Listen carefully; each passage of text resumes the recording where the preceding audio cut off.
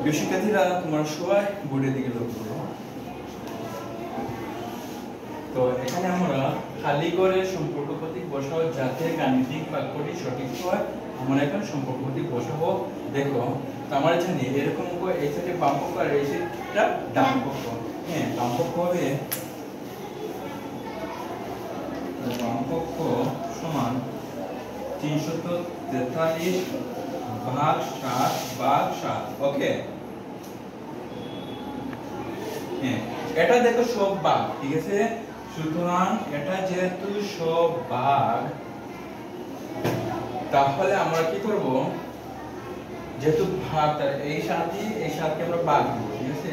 তাহলে এই 7 দিয়ে ভাগ, সরি 343 কে 7 দিয়ে ভাগ করলে কতবার যাবে বলতে পারবা? আর ভাগ করে তোমরা দেখতে হবে, ঠিক আছে। 343 কে 7 দিয়ে কতবার ভাগ যায়, দেখো তো কতবার ভাগ যায়। 343 ভাগ 7, 7 এর 7 4 7 28, 5 7 35, ঠিক আছে। হয় না? 4 7 28, 28 12 14 6। ওকে, এখানে না থাকবে না 3, 7 9 63, ঠিক আছে। তাহলে 7 বার যাবে, ঠিক আছে, সরি 49 বার যাবে। ওকে, 49 বার যাবে। ভালো করে লক্ষ্য করো, এই 49 কোথা থেকে আসলো?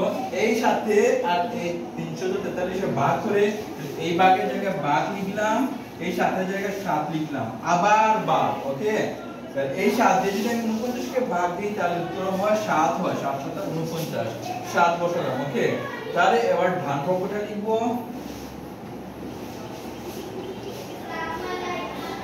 ডান পক্ষ কি হয়? 343 ভাগ 7 গুণ 7। ওকে, এবার দেখো আমরা যদি প্রথমে ব্র্যাকেটের কাজ করতে হয়। ওকে, তাহলে ব্র্যাকেটের কাজ করব আমরা। 343 ভাগ 7 সাথে কত হয়? 49। ওকে, এবার দেখো 49 যদি আমরা 343 কে ভাগ দেই তাহলে ভাগ হয় 7 হয় উত্তর। ওকে, এই দেখো উল্টাই হয়ে যায়, ঠিক আছে। তাহলে 7 হয়, ঠিক আছে। 49 তে আমি কিছু এটাকে ভাগ দিই তাহলে 7 হয়, ঠিক আছে, 7। তাহলে সুতরাং 343 ভাগ 7 ভাগ 7 সমান 343 ভাগ 7 গুণ 7। হ্যাঁ, এই বুঝতে পারছো?